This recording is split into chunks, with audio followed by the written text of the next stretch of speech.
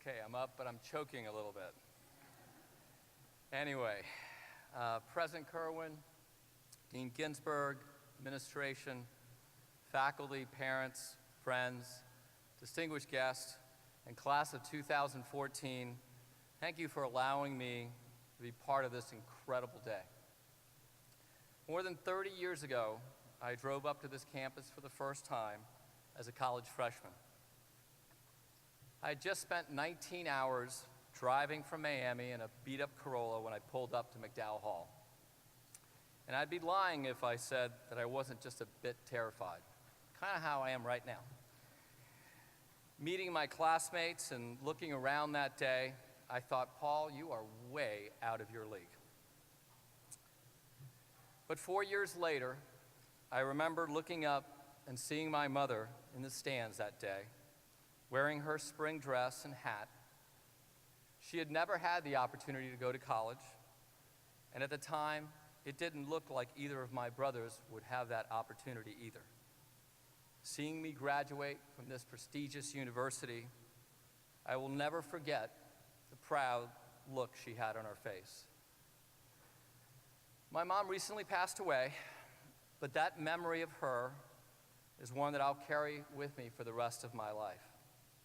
So students, don't forget to look up and catch the faces of your loved ones. You've earned their pride and their love and support, and they deserve your thanks. So let's hear it for your families.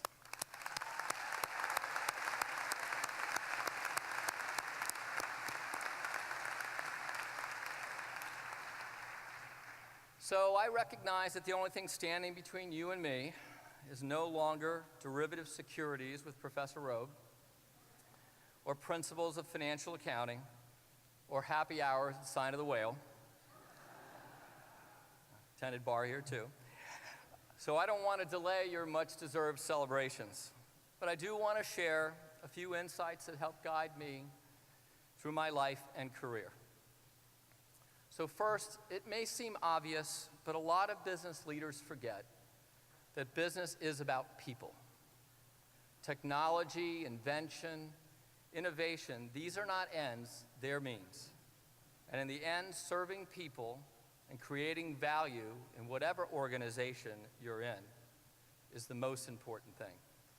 Second, success is more sustainable if it is achieved with others rather than off others. Third, and I know this school believes purpose and profit are not at odds, but I would add that your head and your heart shouldn't be either. And when you've got those aligned, be bold with your ambitions and proceed without fear. So let me explain. Growing up, my mom supported me and my three brothers as a single parent working in the billing department of a community hospital.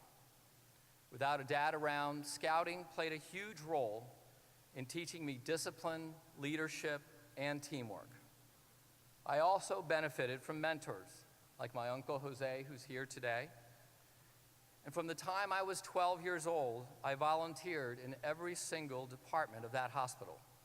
I worked in the pharmacy, I worked in central supply, the emergency room, and the radiology department. The hospital administrator was a man named Arthur Pugh, and one day he asked me to be his interpreter because most of the patients in the hospital were Cuban and didn't speak English. Twice a week, he would go into every patient's room and he would just talk to them. He would listen to them and just to make sure that they were getting what they needed. Now, this was a guy who could have had other people tell him what was going on in his hospital, in his business, but he just wanted to see, feel, and understand for himself. Years later, when I went on to get my finance and accounting degree here, and when I got my first job as a lawyer after getting my law degree from that other institution down Wisconsin Avenue, and later became the CEO of Kindred, I never forgot the benefits of being involved in every aspect of my business and being close to my customers and teammates. And most importantly, I learned that putting people first is not a soft-hearted slogan spoken at commencements and then not forgotten. It is hard-headed, a proven approach to good business. When I started at Kindred, it had been less than a year since the company emerged from bankruptcy. We had a 110% turnover rate.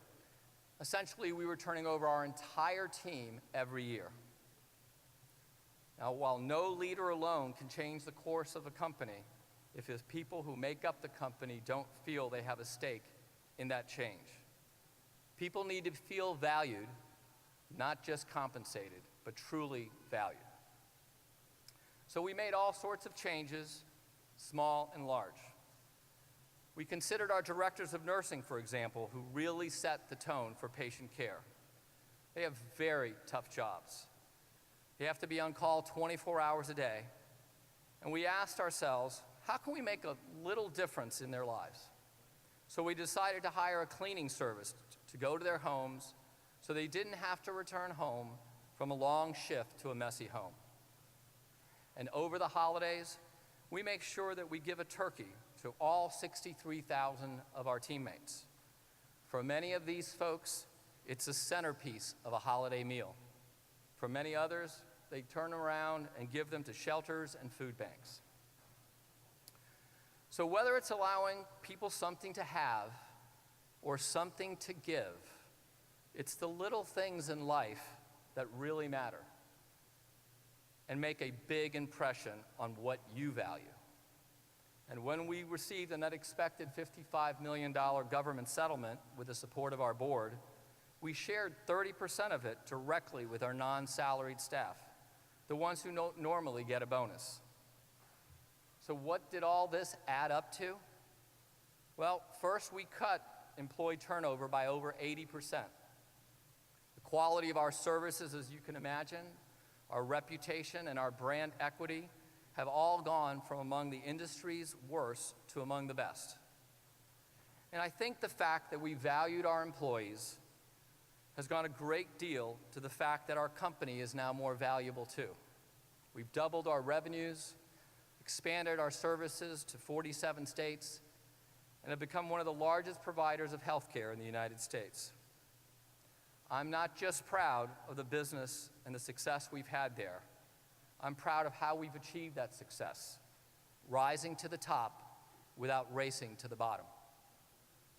So whatever institutions you become part of, whether it's a corporation like Boeing or Bloomingdale's or Kindred, a foundation like the Gates Foundation, or an NGO or a nonprofit like NeighborWorks or government, you need to be disciplined, fact-based, and systemic about creating value for your customers, for your shareholders, for your colleagues, and for society as a whole. I said earlier that volunteering in that hospital and scouting taught me a lot about business, but my grandfather, who was a surgeon in Cuba, taught me a lot about life. It taught me about family and the value of an education. When I was a kid, my grandfather said something to me I'll never forget. He said, "To those who have been given great gifts come great responsibilities." And when I had children, I made sure to pass these lessons and words on to them, to which one of them replied, "Dad, isn't that from Superman?" Well, with all due respect to Uncle Ben, it is, but it's actually from the book of Luke. But that idea helped shape the way I think about business and community. You're entering into a world where conscious capitalism isn't just possible, but it's necessary. And that's why it's so fitting that some of you will leave here today as the very first degree holders of a master's in sustainability management. Now, technology and social media have the potential to spot a light on everything you do. Investors today are looking for companies who take corporate responsibility seriously, because the majority of consumers take it seriously. And more importantly, it's because of you, because you are all demanding that. And so while you're entering to a market of incredible possibility, and you're witnessing a turning point in what people demand from their institutions and their role in society, as has been noted, our politics seem to be overly simplistic, fitting into one of two boxes. Either you're making money, which makes you the bad guy, or you're making a difference, which just makes you an idealist. But you've already learned that it isn't just possible to do well, but to do good. And you've learned that for any organization to thrive and stand out in the world, it's necessary. This is not only one of our great society challenges, but it's one of your generation's great responsibilities, to bring your heart and your head together. So, I hope you will be eager to leave here to get started, impatient to make a difference, brave enough to risk failure, and resilient enough to rebound from it. When I arrived here 30 years ago, I wasn't sure if I was cut out for it, but I knew I didn't have much to lose, and I wasn't afraid to try. As smart as you all are, you won't always be the smartest person in the room. I'm certainly not. But you don't need to be. But what you do need to do is be willing to ask the questions others are afraid to ask, eager to test what no one else has tried, and question what seems obvious. No matter where you are in your career, that will be the determining factor between what makes you good and what makes you great. So class of 2014, if you want to make a difference in the world and in the world of business, put people first. Your business results will follow. Value those who help you create long-term success. Listen to your heart, listen to your head, and listen even more closely when they're both saying the same thing. And then be bold with your ambitions and be fearless. I can't wait to see what you'll do. Congratulations, you guys.